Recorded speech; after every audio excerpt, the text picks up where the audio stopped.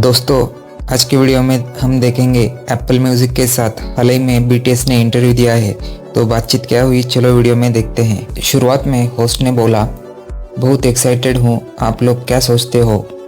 Members ने fun mode में कहा, चलो स्टार्ट करें, लेट्स गो। होस्ट ने बोला, हे बॉयज, क्या हाल है। बीटीएस ने कहा, सब बढ़िया, आपको देख के अच्छा लगा, थैंक्स कोरिया आने के लिए। लॉन्ग फ्लाइट था ना। होस्ट ने बोला, मुझे ये सिटी बहुत पसंद है, लोग, म्यूजिक, सब कुछ काम लगता है। आर्मी काफी टाइम से वेट कर रही थी और अब तुम लोग वापस आ गए हो। बीटीएस ने कहा, यस वी आर बैक।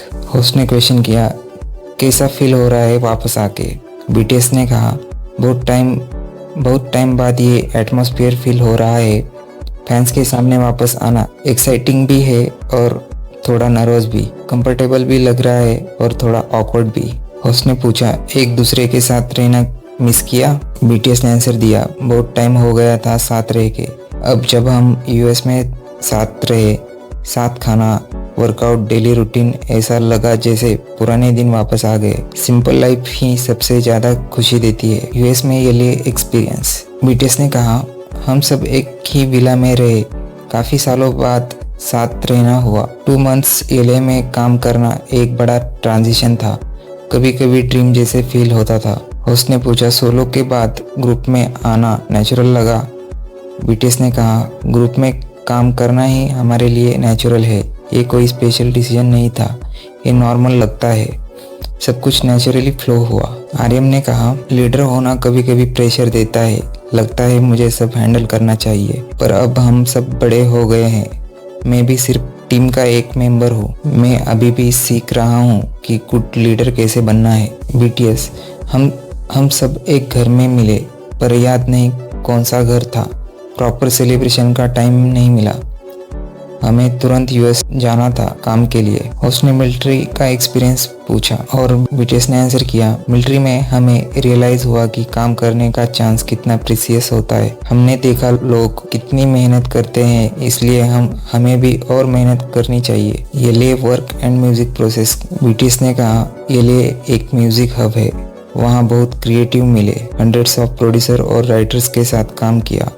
कभी कभी इतने सॉन्ग्स बन गए कि डिसाइड करना मुश्किल हो गया कौन सा सेलेक्ट करें। बीटीएस ने कहा है, हमने अलग अलग स्टाइल ट्राई किए, रैप, इमोशन सब मिक्स है, हर मेंबर का स्टाइल क्लियरली दिख रहा है। Album meaning अरिरंग। आर्यम ने कहा, अरिरंग एक ट्रेडिशनल कोरियन सॉन्ग है, इसमें लॉन्जिंग और नॉस्टैल्जिया होता है, ये लवर, फैमिली या होम के लिए फीलिंग हो सकती है। हमने अपने रूट्स वर्ल्ड को दिखाने के लिए ये नेम चूज किया। सोसाइटी एंड प्रेशर के बारे में बीटीएस ने कहा, दुनिया और टफ हो गई है, सोशल मीडिया ने बहुत चेंज कर दिया है, लोगों को अपनी खुशी ढूंढना सीखना चाहिए, हर इंसान का जर्नी अलग होता है, कोई परफेक्ट आंसर नहीं होता। बीटीएस का बॉन्ड। बीटीएस ने कहा है कि हम अलग अलग बैकग्राउंड से आए, पर लीडर ने हमें एक साथ रखा, हम एक दूसरे के लिए ग्रेटफुल हैं। शुरू में लगा हम डांस कर पाएंगे या नहीं, पर अब हम प्रैक्टिस कर रहे हैं और फैंस के लिए कुछ न्यू और शॉकिंग लाने वाले हैं। 360 डिग्री स्टेज होगा, हर एंगल से शो दिखेगा। आर्यम का फन मोमेंट। आर्यम ने कहा कि मैं मिलिट्री में सैक्सोफोन सीखा।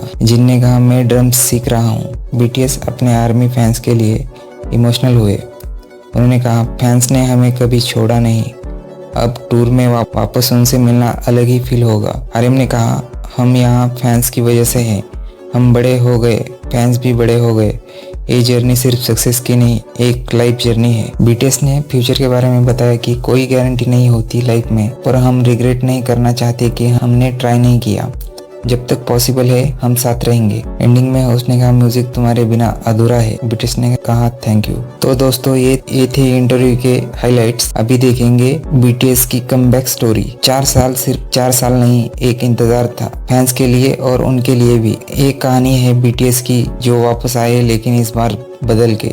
जब वो कोरिया वापस आए, सबसे पहले इमोशन क्या था, काम, पीस और एक ही लाइन, वी आर बैक। पर कमबैक इतना सिंपल नहीं था। मिलिट्री के बाद सब कुछ चेंज हो चुका था, लाइफ, माइंडसेट और खुद वो लोग भी। सोचो, सालों बाद 7 लोग एक ही घर में रह रहे हैं, सुबह साथ उठना, साथ खाना, साथ काम। उन्होंने बोला, ऐसा लगा जैसे पुराने दिन वापस आ गए।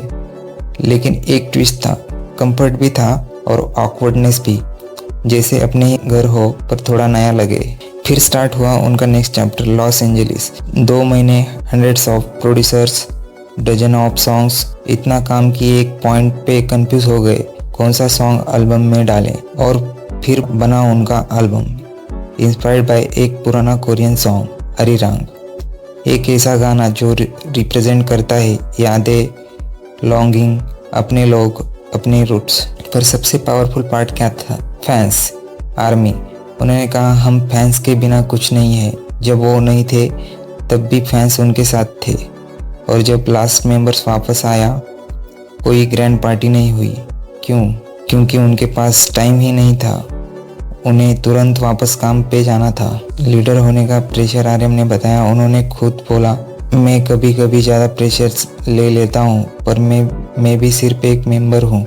ये है ग्रोथ। उन्होंने मिलिट्री में क्या सीखा?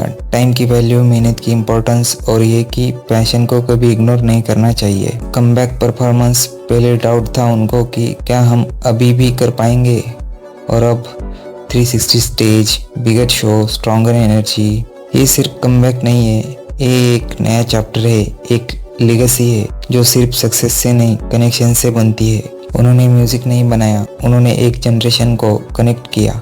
आर्मी वेटेड, बीटीएस रिटर्न, और अब हिस्ट्री दोबारा लिखी जा रही है। तो गाइज, आपको वीडियो अच्छा लगा तो प्लीज़ लाइक, शेयर और कमेंट करो। मिलते हैं नेक्स्ट वीडियो में। Thank you.